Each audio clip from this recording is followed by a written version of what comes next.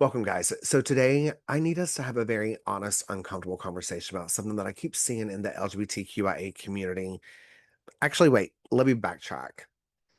I personally have only seen it in the white male gay community, and it's driving me absolutely crazy. Lately, I'm finding that when I'm scrolling through social media, there's a specific group of gay people, mostly the cisgender white gay men, standing up and saying, I support Trump. I support this administration. I haven't lost any of my rights. Tell me what rights I've lost. So, what is everyone complaining about? If you're a gay man standing on that stage claiming that everything is fine just because your marriage certificate is still sitting in the drawer and your bank account is doing okay, you're operating under a dangerous level of privilege and denial. So, today, what I want us to do is break down the brutal truth.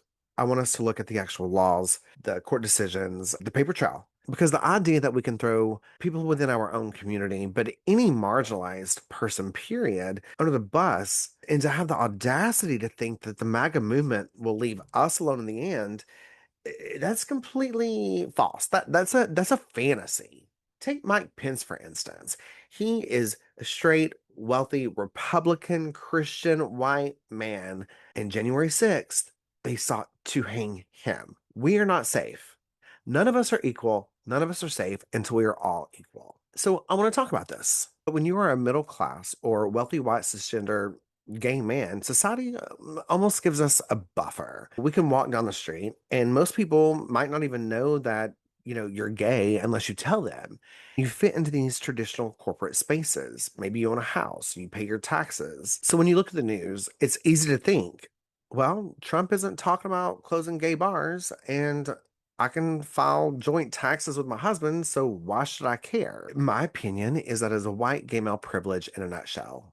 It's the belief that as long as the fire hasn't reached your specific room, the house isn't on fire. But history teaches us a very clear lesson. Civil rights are not a criteria menu where you get to pick and choose who it protects. The entire modern LGBTQIA plus rights movement wasn't started by suburban gay men in suits playing it safe. It was started at Stonewall by trans women of color, drag queens, lesbians, and the street youth who had nothing left to lose. So when I see gay men standing here today and say, I've got mine, so I don't care about the rest, you're betraying the very foundation of how you got your freedom in the first place. And I think what's worse than that is these gay men are ignoring the fact that the legal tools being built to crush trans people today are the exact same tools that will be used to strip their rights away tomorrow. Now, I have found that when I bring this conversation up to conservative gay men, I get the same talking point.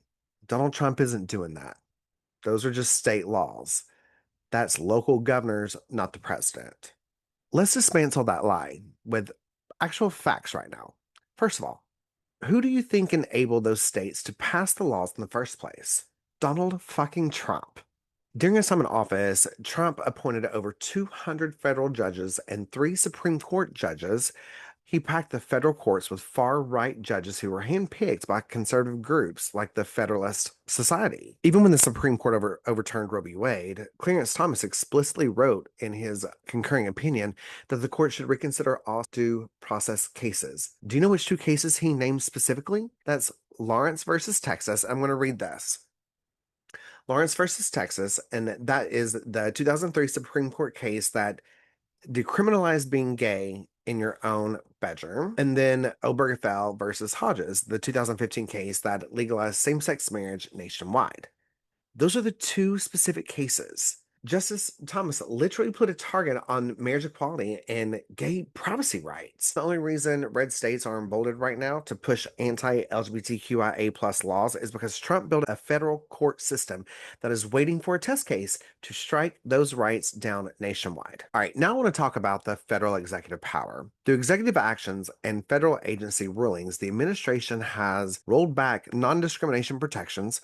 They've stripped away healthcare protections from the Affordable Health Care Act and ordered federal agencies to strip away gender identity and sexual orientation definitions from federal programs. So don't tell me this is just states. So I want us to talk about what's actually happening in red states across the country. In states such as Florida, Texas, Idaho, Tennessee, Oklahoma, where MAGA Republicans hold supreme majorities. Right now, Civil rights groups are tracking over 500 active anti-LGBTQIA plus bills in state legislators. A lot of gay men look at these and say, well, those are mostly anti-trans bills, so it doesn't affect me. Are you sure about that? Let's break down the laws and how they directly hit cisgender, white, gay men. So first, I want us to talk about the attack on healthcare and community fundings. Okay, so when red states and federal orders ban or defund programs under the guise of stopping gender ideology, it impacts entire health networks. Community health centers and HIV and AIDS clinics in red states have lost federal and state grants simply for providing inclusive care. Programs that provide PrEP, STI testings. When you attack the clinics that serve trans people, you shut down the clinics that keep gay men healthy. All right, so now let's talk about drag bans. And what is this? The public expression laws, I guess? Red states passed sweeping laws targeting adult cabaret and gender non-conforming performances in public spaces. The wording in these bills is so broad that it doesn't just target trans people. It criminalizes drag queens, gay men who don't perform traditional masculinity, the pride festivals that are held in public parks. If your state can police what clothes you wear or how you express yourself in public, they are policing gay culture as a whole. And then we have the don't say gay. And I guess this is more on like the educational side, right? It's educational censorship. These laws didn't stop trans issues. They banned teachers from even mentioning same sex parents or gay history in the classrooms. They've even pulled books about gay men from public libraries. They erase our history from schools. If your marriage and your life is a threat, then that can't be spoken aloud around children. You haven't preserved your dignity and you're being pushed back into the closet. So, what if you and your husband had a child, two dads? Which dad gets to be spoken about in school and which one gets put in the closet? So, now I want to talk about the religious exemption laws. Red states have passed laws allowing businesses, adoption agencies, doctors, and landlords to refuse service based on sincerely held religious beliefs. That means a doctor can refuse to treat you. An adoption agency can refuse to let you and your partner adopt a child, and a business can turn you away at the door, and the state will protect them, not you. So there's a legal domino effect to this. Let's talk about that legal strategy for a minute. In 2020, the Supreme Court ruled that workplace discrimination based on sexual orientation and gender identity violates the Civil Rights Act, and that was a huge win. But do you know what the legal reasoning was? The court ruled that you cannot discriminate against a gay person or a trans person without fundamentally discriminating on the basis of sex. So now look at what conservative groups and MAGA state legislators are doing. They're passing laws that explicitly redefined sex strictly as binary, biological reproductive sex at birth, completely separating it from gender identity and sexual orientation. Y'all, they're doing that on purpose. If they successfully dismantle the legal definition of sex discrimination in federal courts, the entire foundation of Bostock collapses.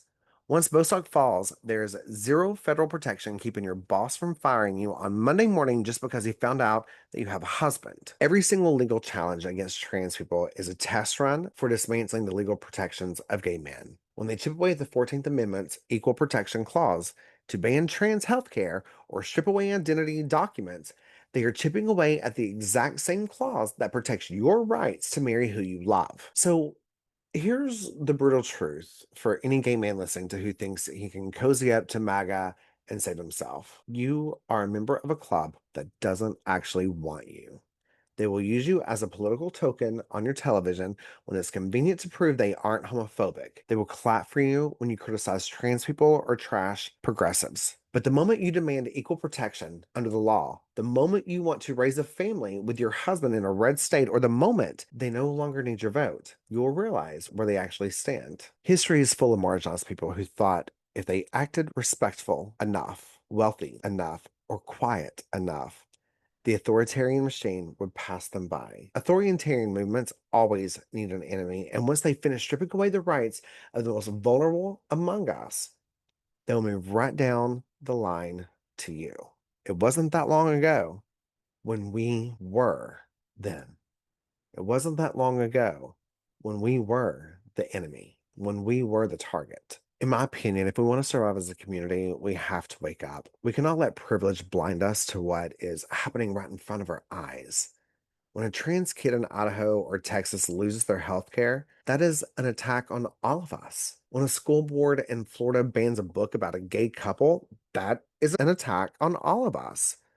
When a red state governor signs a bill allowing businesses to turn away queer people, that is an attack on all of us. None of us are equal unless all of us are equal. We need to stop letting them divide us, stop pretending we're safe just because you're comfortable, and start standing up for the entire community. Don't let them trick you into selling out your own people. I'll see you all next week.